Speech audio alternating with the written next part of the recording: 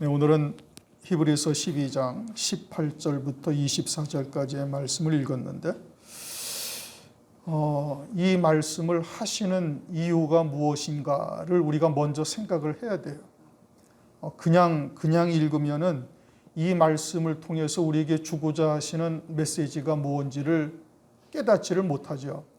그러니까 왜 갑자기 너희의 이른 곳은 만질만한 불붙는 산과 흑은과 하면서 이 구약의 시내산에서 나타나신 아주 엄중하신 하나님, 경외하지 아니할 수 없는 두려운 하나님을 왜 말씀하시고, 그러면서 이제 22절부터 너희가 이룬 곳은 그곳이 아니라 이제 시온산과 하면서 이제 하늘에 하나님께서 이루시는 구원의 세계가 어떠한지를 쭉 말씀하셔요. 그 왜 하나님께서 이 불붙는 산과 출애굽기 19장에서 나타나신 시내산에서 나타나신 아주 엄중하신 하나님을 왜 말씀하시는가? 왜 구약에 이렇게 무섭고 두려운 하나님으로 나타나신 하나님을 왜 먼저 말씀하시는가? 이것은 우리가 이제 히브리서 11장은 11장, 12장까지 넘어왔는데 11장은 믿음의 조상들을 쭉 얘기를 하는데 결론은 뭐냐면 더 좋은 부활을 얻기 위하여 악형을 받되 구차히 면하지 아니하였다. 이 말씀이죠. 그 말씀을 하시기 위해서 히브리서 1장부터 쭉 말씀을 하신 거예요. 믿음의 장성한 분량에 이르게 되어지고 단단한 음식을 먹는 자가 되어져서 이제는 아비의 신앙이요 장로의 신앙과 같은 자리에 이르게 되어지면은 이제는 더 좋은 부활을 위하여 악형을 받되 구차히 면하지 아니하는 자의 신앙의 자리까지 이를 수가 있다는 얘기죠. 그래서 결국은 이제 세상이 감당하지 못할 믿음의 자리까지 이르게 되어진다라는 뜻이에요. 그런데 그와 같은 과정에 이르기 위해서는 12장에 뭐라고 말씀하셔요? 이제 너희들은 아주 인내로 경주하라 이겁니다. 이제 처음에 딱 시작한 말씀이 인내로 경주하라 이거예요. 그리고 예수를 바라보라 이겁니다. 예수님이 누구셨는지, 어떠한 분인데 어떠한 일을 겪으셨는지 예수님을 바라보라. 그리고는 너희들을 하나님께서 아들과 같이 대우하신다 이거예요. 아들과 같이 대우하시는데 받으시는 아들들마다 다 징계하신다 이겁니다. 책망하시고 징벌하신다 이거예요. 그렇게 하는 이유는 뭐냐? 그것은 이제 징계로 아주 연달한 자가 딱 되어지면 연달한 자, 이렇게 많은 이제 훈련으로 이제 징계를 받아가지고 이제는 연달한 자가 되어지면은 그러면은 아주 의의 평강의 열매를 맺는다. 이게 어떠한 환경이 우리한테 다가온다 할지라도 뭐 낙심하거나 좌절하거나 또는 불평하지도 아니하고 오히려 감사하며 이제 평강의 열매를 맺는다는 거예요. 이제 살아계신 하나님을 여러 차례 체험을 했으니까 이제는 하나님이 누구신지, 나를 향하신 하나님의 사랑이 무엇인지, 하나님의 뜻이 무엇인지를 다 깨닫게 되어지니까 이제는 그와 같은 일에 이제 연연해 하지 아니하는 자가 되는 거예요. 그래가지고 결국은 어디로 가는 거예요? 이제 장자의 명분으로 하나님께서 인도하신다 이겁니다. 장자의 복을 받게 하고자 하시는 것이죠. 그런데 그와 같이 받으시는 아들들마다 뭘 한다고요? 징계를 한단 말이에요. 그러니까 이 하나님께서 우리에게 징계하시는데 그것이 책망과 징벌로 나타난단 말이에요. 이게 징벌이라는 것은 회초리로 막 때리듯이 아픈 거예요. 막 고통, 환난 또는 질병 막 이런 것으로 아주 그냥 때로는 뭐 죽고 싶을 환경이 차라리 죽는 게 낫겠다 하는 정도의 환경에까지 이르게 하실 수도 하나님께서 있음을 말씀하고 있는 거예요. 그런데 그와 같이 하나님의 백성들이 신실한 믿음을 가지고 하나님께 순전한 믿음을 가지고 하나님께 나와서 어떻게 하든지 주님의 뜻을 쫓아 살고자 하지만 육신을 입고 있는지라 때로는 육에 속해서 실수할 수도 있고 그럴 때마다 하나님께서는 아주 날선 검보다도 예리한 말씀으로 우리를 책망하시면서 우리를 그와 같은 믿음의 자리로 인도하시는 은총을 우리에게 지금 베풀고 계시잖아요. 그러니까 의인의 자리에서 가만히 본다면 하루 종일 재앙을 당하고 아침마다 책망을 당한다. 시편 73편을 한번 보세요, 여러분. 시편 73편 13절, 14절을 한번 읽어보십시다. 시편 73편은 악한 자들의 형통함을 보고 도대체 내가 주를 위하여 믿음으로 산다는 것이 무슨 유익인가 하면서 막 이제 탄식하고 있던 이제 시편 기자입니다. 13절, 14절 내가 내 마음을 정의하며 내 손을 씻어 무죄하다 한 것이 실로 헛되도다. 나는 종일 재앙을 당하며 하루 종일 재앙 가운데 있고 아침마다 징책을 보았도다. 아침마다 책망을 듣는다, 이 뜻입니다. 새벽 기도 나와서 맨날 책망을 듣고 하루 종일 하나님의 징벌 가운데 사는데 나는 매일 손을 씻는다. 나는 내 스스로를 정결하게 하기 위해서, 하나님 앞에 나는 정한 자가 되기 위해서 어쩌든지 하나님의 말씀을 쫓고 믿음으로 살고자 부단히 나를 쳐서 복종시키며 정과 욕심을 십자가에 못 박하며 부단히 쫓아가는데 종일 나는 재앙을 당하고 그리고 아침마다 나는 책망을 듣고 앉았구나. 그런데 악한 자들은 어때? 악한 자들은 죽을 때도 고통도 없고 그 자식들도 잘 되고 소는 새끼를 낳되 쌍태를 낳고 생각에 지나치게 더 많은 소득을 그들은 얻고 있고 도대체 내가 손을 씻는다는 것이 무엇이 유익한가 하면서 탄식하며 하는 소리가 이제 70편, 73편 말씀인 거예요. 그러나 그와 같이 하나님께서 우리를 아침마다 징책을 하시고 하루 종일 재앙을 당하게 하시는 이유가 뭐냐? 그 이유가 뭐예요? 아들로 대우하시기 위해서. 아들과 같이 하나님께서 우리를 사랑하시고 아들의 자리에 우리를 세우시기 위해서, 그것도 단순한 아들이 아니라 장자의 자리에 우리를 세우시기 위함이다 이거예요. 그런데 그와 같은 장자의 자리에 이른다라는 것이 어떠한 역사냐? 어떠한 역사냐? 그것은 구약에 나타난 하나님의 나라, 하나님의 말씀이 얼마나 엄중하신 말씀이고 얼마나 엄위하신 하나님이신가를 그 구약의 이스라엘 백성들에게 눈으로 보게 하신 거예요. 이 사건은 지금 출애굽기 19장 사건인 겁니다. 출애굽한 이스라엘 백성들이 모세를 인도하면서 시내산에 올라가서 하나님을 배울 때 그때 이스라엘 백성들을 다 시내산 근처로 모아가지고 하나님의 나타나심을 이스라엘 백성들로 목도하게 하는 거예요. 하나님이 나타나시는데 온 산이 다 불덩어리가 돼가지고 막 불이 헐헐헐 타는 거여서 가까이 가지 못할 빛에 거하시는 하나님이시고, 하나님의 나라는 완전히 깜깜한 그냥 구름으로 꽉 차여져 있고, 그리고 흑암이 있다 이겁니다. 흑암도 빛이죠. 흑암도 빛인데 어둠의 빛이에요. 그게 두려운 광명인 거예요. 그러니까 하나님을 가까이 하고 싶어도 가까이 하지 못할 엄위하신 하나님이라는 것을 이 이스라엘 백성들에게 나타내 보여주시는 거예요. 그러면 하나님이 그러한 하나님이신데 그럼 하나님의 나라는 어떠한가? 하나님의 나라가 그러한 하나님의 나라다 이겁니다. 그러한 하나님의 나라에, 그래서 율법을 주셔요. 율법을 주시는데 이스라엘 백성들이 그 율법에 어긋나면 그 즉각 보응을 하셔요. 심지어는 땅을 갈라서, 고라와 다단의 무리는 땅을 갈라가지고 하루아침에 모든 이스라엘 백성들이 보는 앞에서 땅속으로 그대로 팍 묻어버리는 이런 어마어마한 일들을 눈으로 목도하는 거예요. 원망하고 불평하면 오늘 막 불뱀이 다가와가지고 원망하고 불평하던 자들을 다 물어서 죽여버리고, 때로는 물 없는 곳 험한 길로 인도하신단 말입니다. 그와 같이 물 없는 곳 험한 길 또는 율법의 엄중함을 이스라엘 백성들에게 보여주신 이유가 뭐예요? 가나안 땅에 들어가는 자는 그와 같은 엄위하신 하나님 앞에 온전한 자로 선자들만이 들어갈 수 있음을, 그것을 우리에게 보여주시는 거예요. 40년 동안 이스라엘 백성들을 광야에서 훈련시키고 때로는 구름기둥으로 불기둥으로 인도하시되 물 없는 곳 험한 길로 인도하시되 하나님께서 매일매일 만나를 내리시며 그 신발이 헤어지지 아니하고 옷이 헤어지지 않도록 하나님께서 은혜를 베풀어 주시잖아요. 그러나 그 하나님의 말씀이 얼마나 엄중하고 엄위하신가, 그것은 하나님의 나라를 이 땅에서 눈으로 목도하게 하는 겁니다.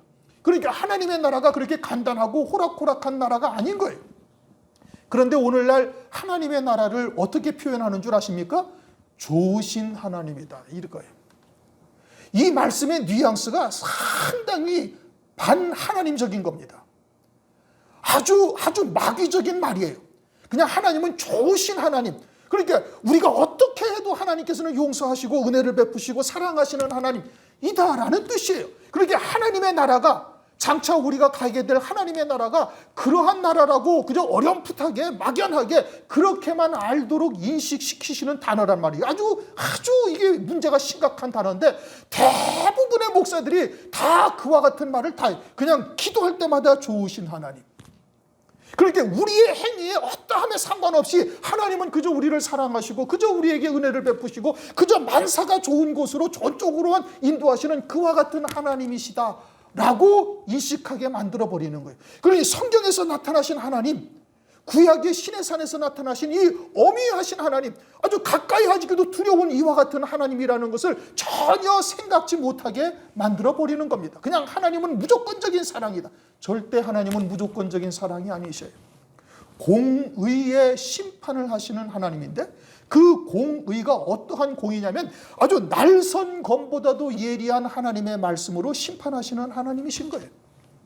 그것을 구약의 율법을 통해서 신의 산에서 이스라엘 백성들에게 나타나셔가지고 하나님의 나라가 어떠한지, 하나님이 누구신지를 이스라엘 백성들이 친히 눈으로 목도하게 하나님께서 보여주신 거예요.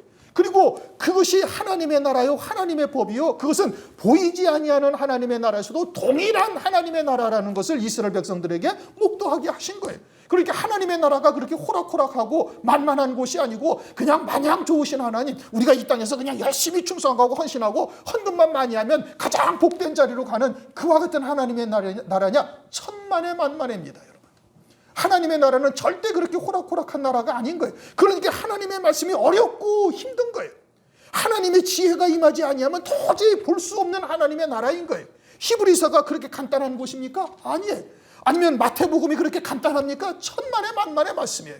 그럼 요한계시록은 쉽습니까? 아니요. 그럼 창세기는 쉽습니까? 절대 쉽지도 않습니다. 그저 보이는 세상의 것으로 하나님의 나라를 갖다가 우리에게 설명하는데, 그 속에 담겨져 있는 하나님의 뜻이 무엇인지를 깨닫지 못하면 그저 검정 건 글씨요 하얀 건 여백이죠. 그냥 넘어가는 겁니다. 그러다가 해석이 안 되니까 그저 삼강오륜이나 세상에서 착하게 살아라, 뭐 세상 나라를 갖다가 하나님께서 말씀하시는 세상에서 잘 살고 세상에서 복받고 세상에서 훌륭한 인격을 가진 자가 되어지면 그것이 하나님의 나라라고 호도하고 있다 이겁니다. 그러면서 나온 말이 뭐예요? 좋으신 하나님. 그래서 하나님의 나라가 이렇게 엄중하고 아주 어미하고 경외할 만한 두렵고 무서운 아주 엄숙한 하나님의 나라인 것을 다 묻어버리는 거예요. 어떤 단어로? 그냥 좋으신 하나님이라는 단어. 요 하나로. 그 좋으신 하나님이라는 단어의 바닥에는 뭐가 깔려있어요? 그냥 내가 어떻게 해도 상관없어. 그냥 열심히 주님을 위해서 예배 잘 드리고 예배 시간에 잘 나오고, 그리고 그냥 헌신 많이 하고 헌금 많이 하고, 그리고서 주일을 위해서 열심히 그냥 무언가를 헌신하고, 그러면 그것으로 하나님의 나라의 온전한 자리에 이른다라고 생각하게 만든다 이겁니다. 그러므로 하나님께서 왜 받으시는 아들들마다 징계해요? 그와 같은 하나님의 나라이기 때문에 그러는 거예요. 그냥 생각하기에 수월하게 그냥 대충 알고 갈 수 있는 길이냐? 그런 길이 아니다 이겁니다. 주님이 걸어가신 길은 좁은 길이고 아주 협착한 길이다. 좁은 문이요 협착한 길이지 넓은 문 넓은 길이 절대 아니다 이겁니다. 그런데 오늘날 이처럼 사람의 계명이 대세를 이루면서 그냥 좋으신 하나님을 외치고 있어요. 하나님의 이름만 부르면 그저 만사가 다 용납된다는 이 이상한 생각들을 사람들마다 다 가지고 있다 이겁니다. 그러나 하나님의 나라는 어떤 나라예요? 날선 검보다도 예리한 하나님의 말씀으로 다스리시는 나라예요.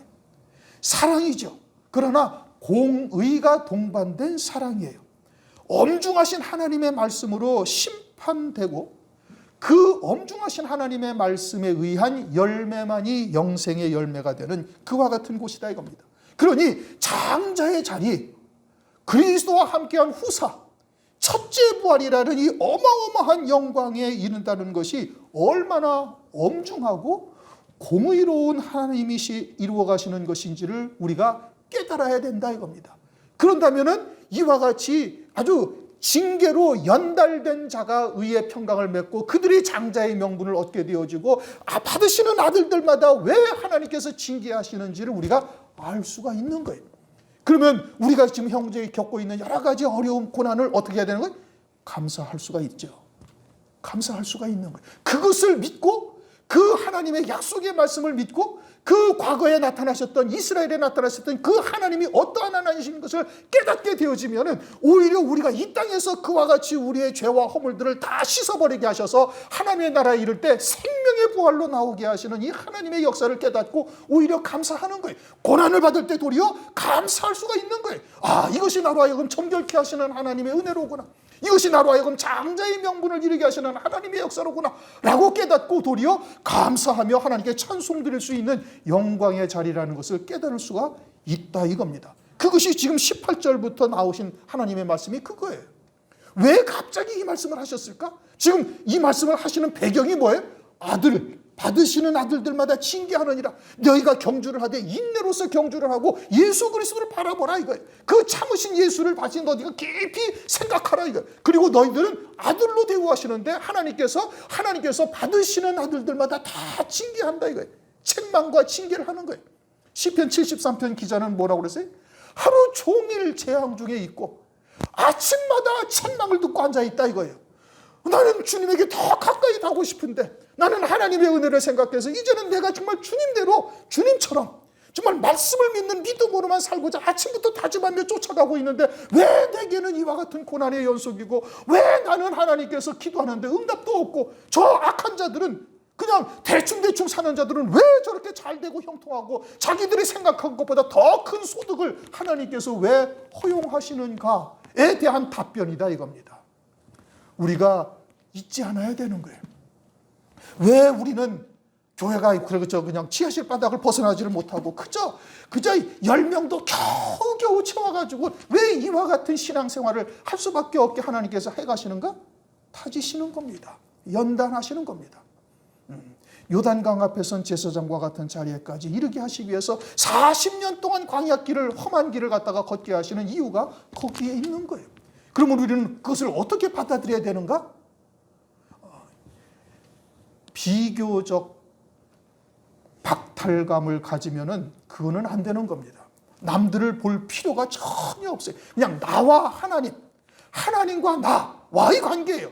내 아들, 딸도 나에게 소용이 없고 우리의 부모도 나와 상관이 없고 내 이웃도 나와 관계없어요. 하나님은 오직 나 하나를 불꽃 같은 눈동자로 아침부터 새토록 주밀하게 바라보시며 나를 위해서 모든 것을 역사하고 계시다라는 사실을 우리가 기억해야 되는 겁니다. 그것을 잊어버리시면 여러분 안 되는 거예요. 하나님과 나와의 관계예요.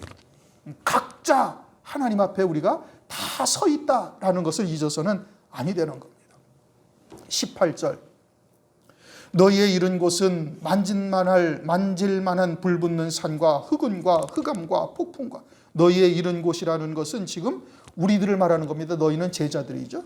너희들의 이른 곳은 이제 19절까지 가면 너희들은 이런 곳이 아니다 이런 의미죠. 너희의 이른 곳은 만질만한 불붙는 산과 흑운과 흑암과 폭풍과 나팔 소리와 말하는 소리가 아니라 그 소리를 듣는 자들은 더 말씀하지 아니하시기를 구하였으니 하면서 이런 곳이 아니다 이겁니다. 우리의 이른 곳은 시온산이에요. 하나님의 사랑과 은혜가 넘치는 그리스도 안에 있는 하나님의 나라예요. 그런데 왜 이와 같은 것을 하나님께서 먼저 말씀하시는 것? 그것은 아들로서 너희들을 대우하시면서 징계와 책망이 밥 먹듯 우리에게 이루어지고 있으나 그것은 우리에게 장자의 명분을 주게 하신 것이고 앞서서 예수 그리스도를 너희들은 깊이 생각해봐라. 그러니까 이제 이처럼 두렵고 엄중하신 하나님의 나라예요. 그것을 이스라엘 백성들에게 보여주신 겁니다. 막 산 전체가 다 불붙는 것 같은데 그러니 감히 가까이 갈 수도 없는데 거기는 깜깜한 구름과 그냥 막 천둥 소리와 나팔 소리가 한두 개가 나는 것이 아니라 막 어마어마한 나팔 소리가 나는데 그러니 막 사람이 가슴이 벌렁벌렁 하는데 그 가운데서 하나님의 음성이 들리는데 뭔 소리인지 자기들은 알아듣지 못하는 거예요. 그건 모세에게만 들립니다. 사도행전 9장에도 보면은 다메섹으로 가는 사울이 갑자기 태양빛보다 더 밝은 빛에 휩싸여가지고 하나님의 음성을 듣는데 주변에 있는 사람들은 뭔 소리인지 못 알아듣는 거예요. 막 어마어마한 소리가 들리기는 들리는데 이게 무슨 소리인지를 못 알아듣죠. 그러니 시내산에서 모세와 아론에게 하나님의 말씀하실 때도 모세와 아론에게는 하나님의 음성이 뚜렷하게 들리는데 이스라엘 백성들에게는 막 그냥 꽝꽝거리는 소리만 들리지 뭔 소리인지를 모르는 거예요. 이게 두렵고 떨리는 거예요. 그렇게 심지어는 모세 선생 당신이 우리에게 하나님의 말씀을 말씀하시면 우리가 그것을 여기서 이렇게 듣는 것처럼 우리는 듣겠나이다 라고 고백을 하죠. 이 음성을 하나님의 음성을 우리가 더 듣다가는 우리가 제명에 못 살고 죽겠나이다. 출애굽기 20장 18절 뭇 백성이 우레와 번개와 나팔 소리와 산의 연기를 본지라 그들이 볼 때 떨며 멀리 서서 모세에게 이르되 당신이 우리에게 말씀하소서 우리가 들으리이다. 하나님이 우리에게 말씀하시지 말게 하소서 우리가 죽을까 하나이다. 여러분들이 지금 예배를 드릴 때 목사가 설교하는 소리가 그렇게 들려야 됩니다. 그렇게 들려야 하나님의 음성을 듣는 자로 들을 수가 있는 거예요. 사도행전 10장에 고넬료가 그렇죠. 사도행전 10장의 고넬료는 이달리아의 백부장이요, 지배자로서 군대의 백부장이니 상당히 높은 지위인데 한낱 어부인 베드로, 나름하죠. 유대 사회에서도 전혀 인정받는 자가 아니고 그저 천대받는 자, 멸시받는 자예요. 그저 앞에 무릎을 꿇고 우리가 다 하나님 앞에 있나이다 라고 고백하고 하나님의 음성으로 들으니 성령이 임하시는 기가 막힌 역사가 벌어지게 되어지는 겁니다. 이방인으로서 처음으로 성령 세례를 받고 예수 그리스도를 영접하는 기가 막힌 일들이 벌어지고 있는 것이고, 그 하나님은 오늘날의 하나님이에요. 예수 그리스도는 어제나 오늘이나 동일하시니라. 그럼 그때에도 그렇게 역사하신 하나님이 오늘도 내가 그와 같은 중심으로 듣는다면 하나님께서 반드시 동일한 역사를 오늘날도 베풀어 주시는 겁니다. 그러면서 이제 20절로 넘어가겠습니다. 이는 짐승이라도 산에 이르거든 돌로 침을 당하리다 하신 명을 저희가 견디지 못함이라. 짐승도 그와 같은 하나님이 임재하신 그 산에 가까이 오게 되어지면은 죽임 당하리라. 짐승이 아무 생각 없이 가죠. 그러니 생각을 가진 사람이 하나님이 임재하신 그 신의 산에 가까이 갔다가는 당장에 불에 타 죽을 것을 같은 것을 이제 두려움을, 엄습함을 느낀 것이죠. 거기서 주시는 계명이 율법이에요. 그러면 율법을 대할 때 이스라엘 백성들은 그렇게 대하는 겁니다. 율법을 대할 때 아주 엄중한 마음으로 율법을 대하는 거예요. 철저히 율법을 지키는 겁니다. 안식일의 규정을 지키고 율법의 여러 가지 조항들을 더 많은 이제 장로의 유전들을 만들어가지고 아주 철저히 지키고 있죠. 심지어는 하나님께서는 이스라엘 백성들에게, 모세에게 내 이름은 여호와라라고 이름을 가르쳐 줬는데 여호와라는 이름조차 부르기를 두려워했어요. 왜요? 죄인된 몸에서 난 입으로, 그 입으로 거룩하신 하나님의 이름을 부르다가 죽을 것만 같아가지고 여호와라는 이름을 이스라엘 백성들은 아예 입에 올리지도 않았어요. 그러니 하나님이 얼마나 두렵고 무서운 분으로 이스라엘 백성들에게 인식이 됐습니까? 그럼 율법은 어때? 율법도 그러한 법으로 하나님이 이스라엘 백성들이 그것을 받은 거예요. 그래서 율법이 얼마나 엄중하신지를 이스라엘 백성들에게 눈으로 목도하게 한 거예요. 땅을 갈라서 고라와 다단의 무리를 갖다가 묻어버리시고, 불평하는 자들에게 불뱀을 갖다가 달려들게 해가지고 불뱀에 물려 죽게 하시고, 하나님께서 여러 가지로 역사하셔서 하나님께서 아주 경외할 수밖에 없는 하나님이라는 것을 그들에게 나타내 주셨죠. 그런데 21절, 그 보이는 바가 이렇듯이 무섭기로 모세도 이르되 내가 심히 두렵고 떨린다. 모세도 두렵고 떨린다고 얘기를 했어요. 신명기 9장 19절, 여호와께서 심히 분노하사 너희를 멸하려 하셨으므로 내가 두려워하였노라.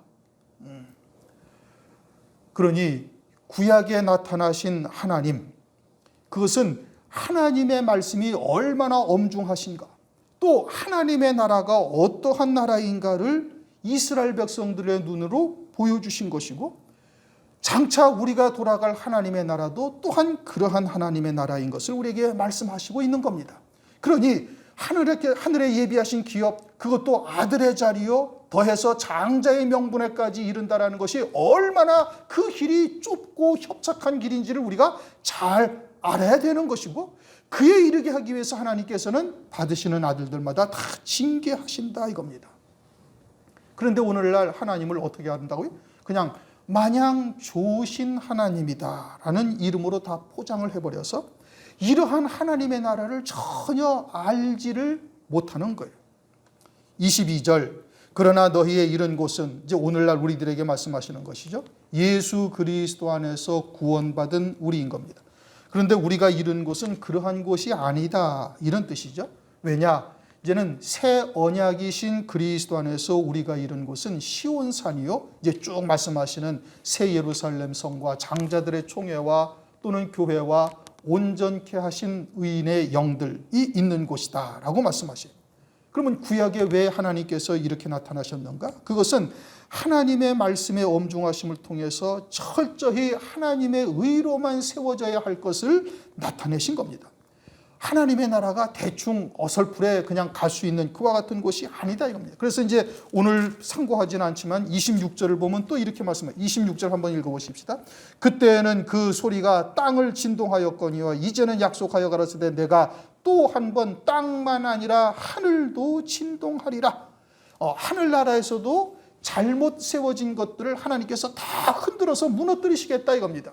그래서 고린도전서 3장을 보면은 우리가 그리스도의 터 위에 다 집을 짓는데 어떤 사람은 나무와 풀과 짚으로 짓고 어떤 사람은 금과 은과 보석으로 지어요. 그런데 불과 같은 공력의 시험에 지날 때 불에 타질 것들은 다 불에 타서 그저 겨우 불구덩이 가운데서 생명만 구원받으리라고 말씀하고 있어요. 그리고 그것은 무엇을 말하는 거예요? 내가 이 땅에서 신앙생활을 한 것이 다 헛것이 되어지고 불타버려서 아무것도 영생의 열매가 없는 자가 되었다 이런 의미죠. 그래서 어두운 데 쫓겨나가 슬피 울며 이를 갈미 있으리라 이와 같이 되어질 것을 말씀하고 있는 거예요. 그러니 하나님의 나라가 완벽한 공의요 하나님은 사랑이시되 공의의 사랑이신 것을 말씀하고 있는 것이고 그와 같은 하나님의 나라에서 온전한 장자의 명분을 받기 위해서는 얼마나 많은 과정을 거쳐야 되는지를 광야의 이스라엘 백성들을 통해서 보여주신 거예요. 그럼에도 불구하고 이스라엘 백성들은 가나안 땅에 들어가서 또 배도하고 또 배도하고 하는 일들이 나타나고 있는 겁니다. 오늘날 우리들에게 보여주시는 것이죠. 그러면서 너희의 이른 곳은 어디라고요? 시온산이다. 시온산은 하나님의 나라를 의미합니다. 로마서 11장 26절 구원자가 시온에서 오사.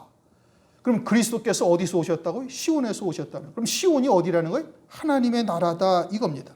그런데 그 하나님의 나라는 손으로 만질 수 있는 것도 아니고 우리가 눈으로 볼 수 있는 곳도 아니에요.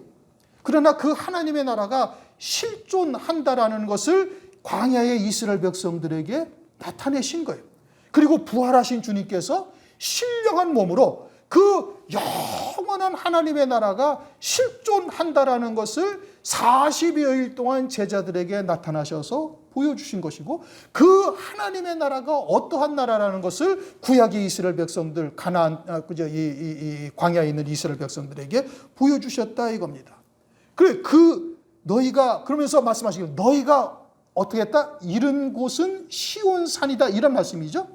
그러면 너희가 이르러야 할 곳이 시온산이다에 너희가 이른 곳이 시온산이라는 거예요. 너희가 이른 곳이 시온산이다 이겁니다. 그것은 이미 이르렀다라는 뜻이에요. 나는 지금 육체를 입고 이 땅에서 살고 있는데 나는 이미 그리스도를 믿는 나는 이미 시온산에 어떻게 했다는 거예요? 이르렀다 이 뜻인 겁니다.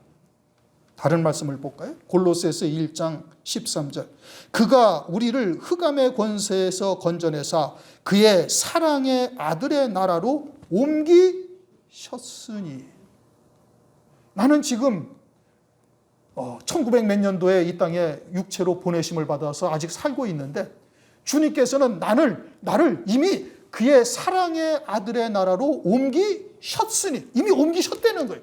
그리고는 에베소서 2장 5절 6절에서는 그리스도와 함께 하늘에 앉히셨으니 그 그리스도께서 어디로부터 오셨다고요? 시온산으로부터 오셨는데 우리가 이제는 그리스도를 믿음으로 말미암아 시온산에 너희가 이른 곳은 이르러야 할 곳이 아니라 너희가 이른 곳은 이미 이르렀다 이겁니다. 이미 이르는 거예요. 그런데 왜 우리에게는 보이지 않아요? 믿음으로 보는 거예요. 그래서 에베소서 1장 17절 이하에 너희가 마음의 눈을 떠서 지혜와 계시의 영을 받아 하나님을 알고 하나님이 누구신지를 알고 마음의 눈을 떠서 그 부르심의 소망이 무엇이며 그 영광의 풍성함이 어떠한지를 보고 하나님의 그 권능으로 믿는 자에게 역사하시는 그 능력이 어떠한지를 깨달아 알라고 에베소서 1장 17절부터 19절까지 말씀을 하고 계신 거예요.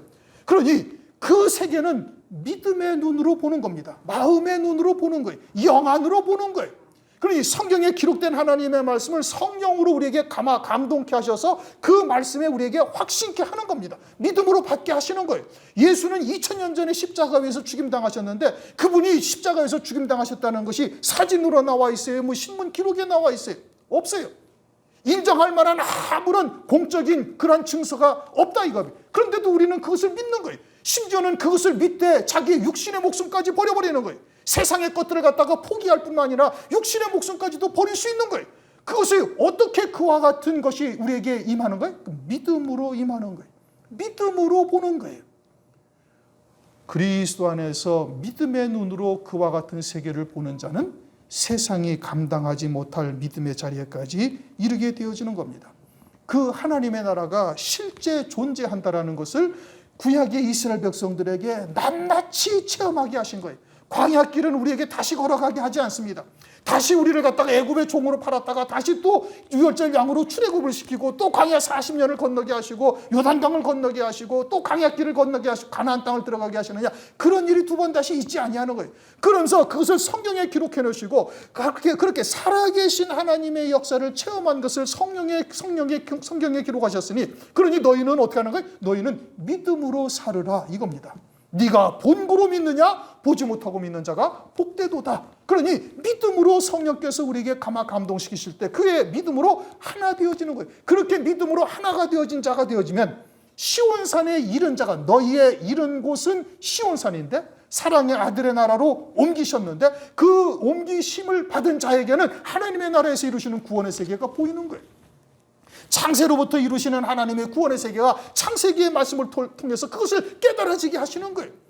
또 장차 이루실 구원의 세계가, 환난을 통해서 이루실 구원의 세계가 무엇인지를 우리에게 알아들을 수 있게 하시고 그것을 믿게 하시고, 그것을 믿음으로 말미암아 세상도 버리고 지 육신의 목숨까지도 버릴 권세로 버릴 수 있는 자로 하나님께서 세워가시는 거예요. 무엇을 보고? 믿음으로 바라보고. 그래서 믿음은 바라는 것들의 실상이요 보지 못하는 것들의 증거다 이겁니다.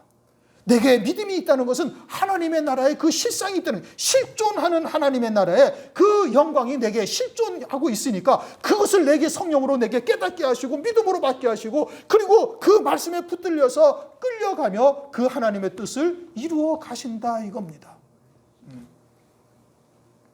시온산은 우리의 육신의 눈으로는 보이지 아니하는 곳이요 손으로 만질 수 없는 곳이나 실존하는 하나님의 나라요, 그 하나님의 나라의 엄중하심을 신의 산을 통해서 우리에게 보여주신 겁니다. 그러니 좋으신 하나님이라는 단어는 여러분 입 밖에 내서도 안 되는 거예요. 하나님은 그냥 마냥 좋으신 하나님은 절대 아니시다 이겁니다. 하나님의 이름만 부르면 모든 것이 다 용납되고 용서된다, 천부당 만부당한 소리인 겁니다. 왜 오늘날 우리가 아들들마다 다 징계를 하시는 이유가 어디에 있어요? 온전하게 하시기 위해서. 아주 징계로 연달해서 하나님의 말씀을 믿는 믿음으로만 사는 자, 법궤를 메고 요단강 앞에 선 제사장과 같은 그 믿음의 자리까지 우리를 이르게 하시기 위해서 계속 연달하시는 거예요. 택하신 자들에게 그와 같은 장자의 명분을 얻게 하시기 위해서 은혜를 베풀고 계시는 겁니다. 그러니 진리의 말씀이 무엇인지 모르면은, 그러면 이 땅에서 신앙생활한 것은 다 헛겁니다. 날선 검과 같은 하나님의 말씀을 통해서 깨닫지 못한다면은, 그러면은 하나님의 나라는 다 무용지물이요 사상두각이, 그냥 모래 위에 지은 집과 다를 바가 하나도 없는 겁니다. 그래서 우리의 조상들이 다 그 길을 걸어간 거예요. 히브리서 11장 말씀이 다 그거고, 그럼 너희들도 그러하니, 그러니 너희들도 인내로 경주하고 예수를 바라보라. 그 자기를 거역하신 자를 참으신 예수를 깊이 생각하고 받으시는 아들들마다 징계하는 것을 너희가 잊지 말고, 그 징계로 연달한 자가 되어지면 이제는 의의 평강의 열매를 맺는 자가 되어지고 장자의 명분을 하나님께서 얻게 하려 하십니다. 하나님의 나라는 그렇게 간단하고 녹록한 나라가 아니다 이겁니다. 그래서 구약의 하나님을 통해서, 구약의 이스라엘 백성들을 통해서 보여주시고 있는 겁니다. 너희가 이런 곳은 시온산과 살아계신 하나님의 도성인 예루살렘과, 예루살렘이 뭐라고요? 하나님의 도성이에요. 그런데 요한계시록 21장을 가면은 어린 양의 아내가 새 예루살렘 성이다. 로마서 8장 17절을 보면 그리스도와 함께한 후사, 다시 말하면 주님의 영광을 함께 누리는 자가 되는 것이죠. 그것을 히브리서 12장 23절에서는 이제 장자들의 총회다라고 말씀하고 있는 겁니다. 그러면서 천만 천사, 하늘나라에 천사가 수도 없이 많은 겁니다. 천만 천사, 다니엘서 7장 10절을 보면 불이 강처럼 흘러 그 앞에서 나오며 그에게 수종하는 자는 천천히요 그 앞에서 시위하는 자는 만만이며 심판을 베푸는데 책들이 놓였더라. 하늘나라의 천사들이 천만 천사가 있고 우리들을 수종하는 천사들도 지금도 있음을 말씀하고 있고, 이제 그러면서 하늘의 영광들이 어떠한지를 말씀하고 있어요. 장자들의 총회와 교회와 온전케 하신 의인들의 영들이 다, 이렇게 딱 세 가지가 있어요. 고린도전서 15장을 가면은 41절에 그 40절 이하에 이제 부활에 대해서 쭉 설명을 하면서 하늘나라의 영광들이 있는데 해와 같은 영광, 달과 같은 영광, 별과 같은 영광들이 있음을 말씀하고 있어요. 그렇죠? 달과 같은 영광이나 별과 같은 영광은 이건 어둠 속에 있는 영광이에요. 그렇게 유일한 최고의 영광은 해와 같은 영광이고 이것은 완전히 특출난 거예요. 아주 특별한 거예요. 어느 누가 봐도 금방 딱 알 수 있는 아주 확연하게 다른 영광인 거예요. 그 영광은 장자들의 총회인 것을 뭐 더 말할 나위가 없죠. 이것은 첫째 부활의 영광인 겁니다. 첫째 부활의 영광이 두 몫을 받죠. 이 땅에서 육신을 입고 있을 때의 영생의 열매 맺은 것과 첫째 부활을 하여 1000년 동안 그리스도와 함께 이 땅에서 왕으로서 다스리는 기간이 영생의 열매가 돼서 두 몫을 받는 거예요. 그렇게 신명기 21장 17절에 장자는 반드시 두 몫을 받는다. 그것은 장차 하늘나라에 장자들의 총회가 있는데 이 장자들의 총회에 참여하는 자는 반드시 두 몫을 받는 자여야만 장자들의 총회에 참여할 수 있다는 것을 확증하는 말씀인 겁니다. 그러니까 장자의 총회가 있죠. 맏아들이 되셨죠. 히브리서 1장 6절을 보면 예수 그리스도를 맏아들이라 이렇게 말씀하셔요. 왜 굳이 맏아들이라고 말씀하시는가? 그것은 하늘나라에 맏아들들의 총회가 있음을 말씀하고 있는 것이죠. 예수 그리스도와 함께 이 장자들의 총회에 참여하는 자들이 있는데 이들이 해와 같은 영광이 된 것을 말씀하고 있는 겁니다. 그리고서는 뭐가 있어요? 교회와 온전케 된 의인의 영들이 있어요.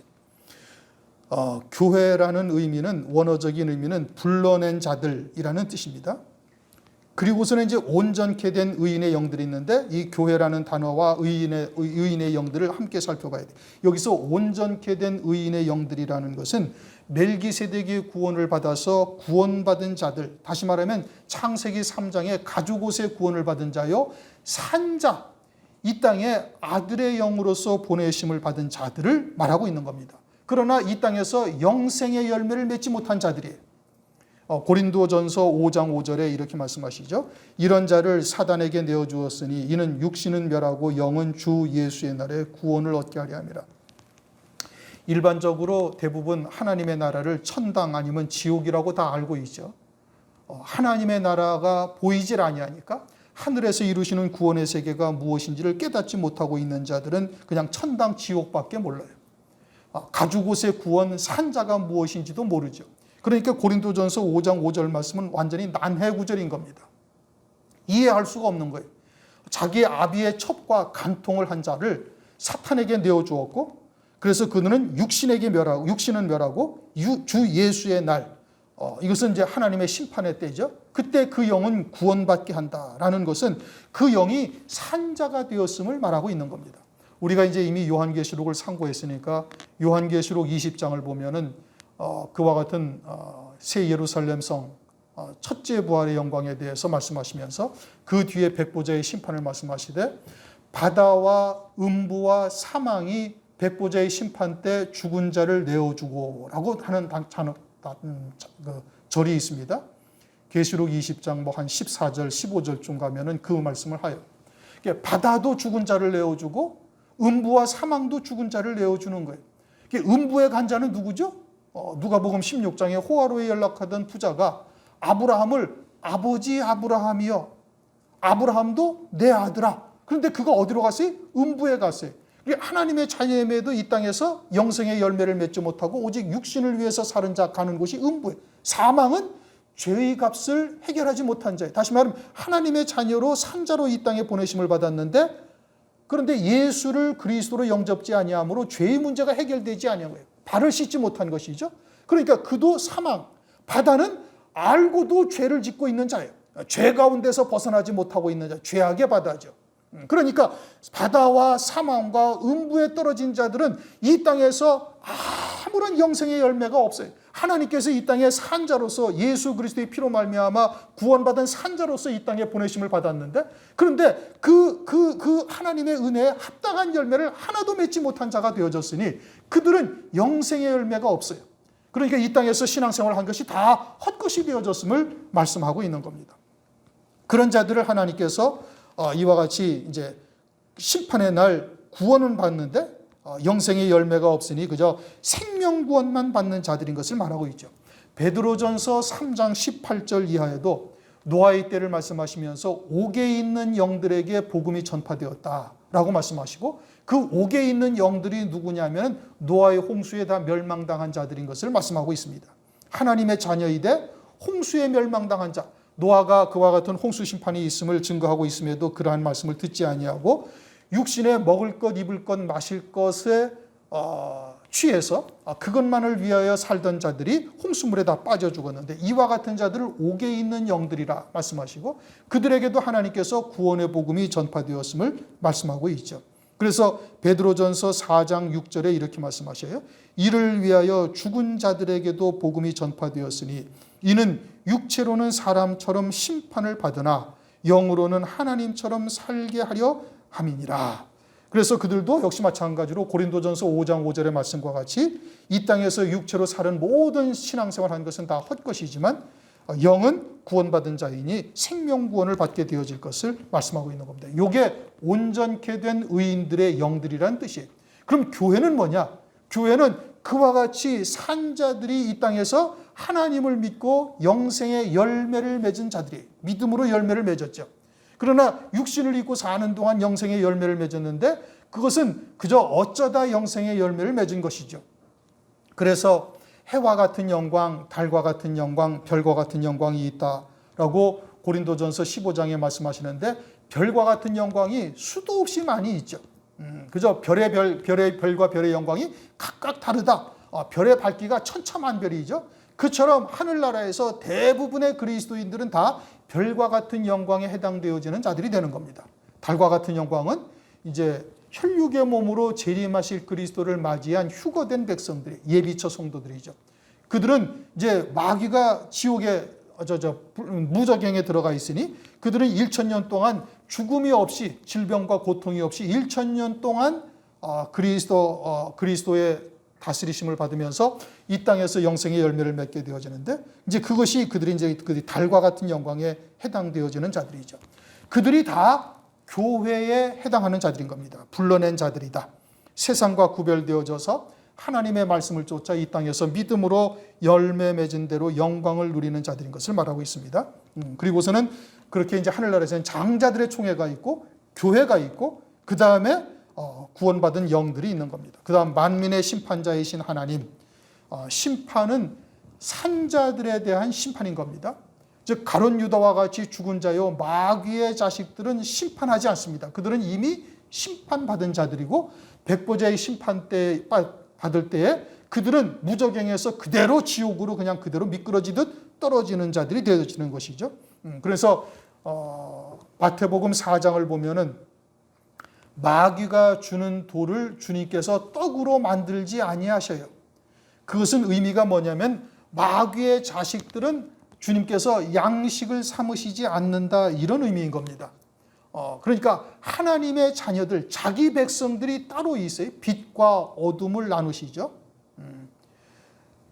창세기 1장 3절 4절에 빛과 어둠을 나누시고 또 16절 이하에 또다시 빛과 어둠을 나누셔요.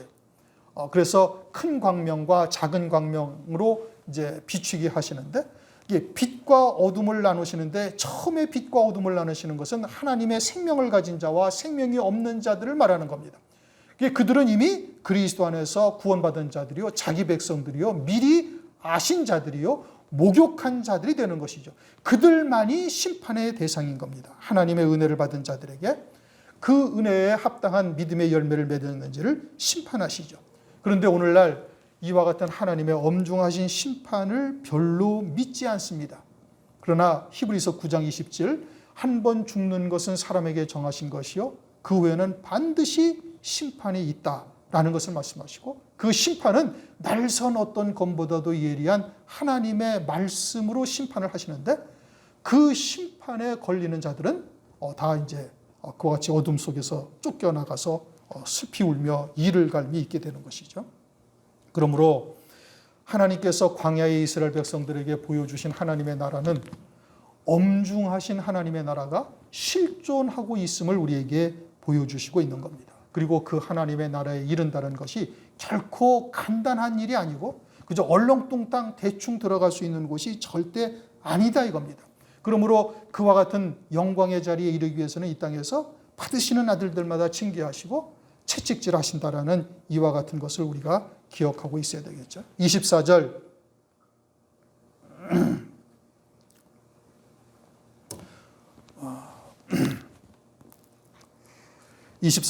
간단하게 하고 끝내겠습니다. 새 언약의 중보이신 예수.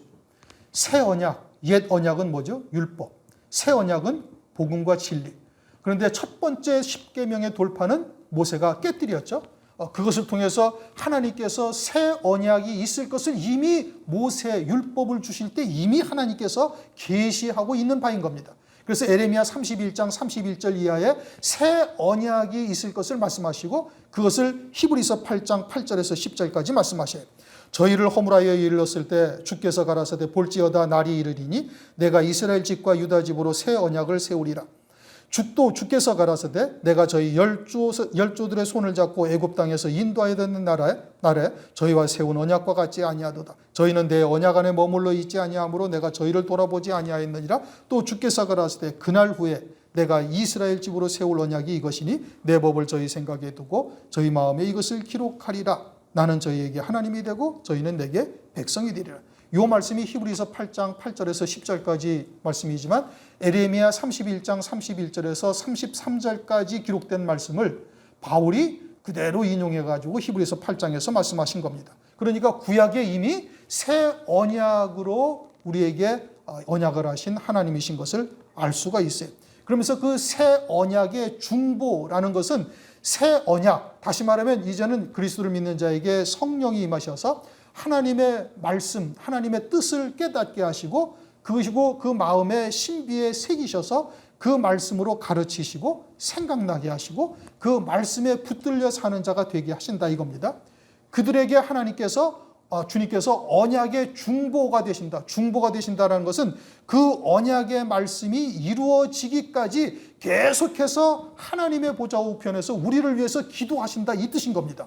그러면 그 언약이 반드시 우리에게 이루어지겠습니까? 안 이루어지겠습니까? 믿음으로 받는 반드시 이루어지는 거예요. 왜요? 주님이 중보하시니까. 주님이 하나님 보좌 우편에서 새 언약의 중보로서 우리를 위해서 계속 끊임없이 기도하고 계신다 이겁니다. 그것은 히브리서 8장 6절에도 말씀하고 있어요.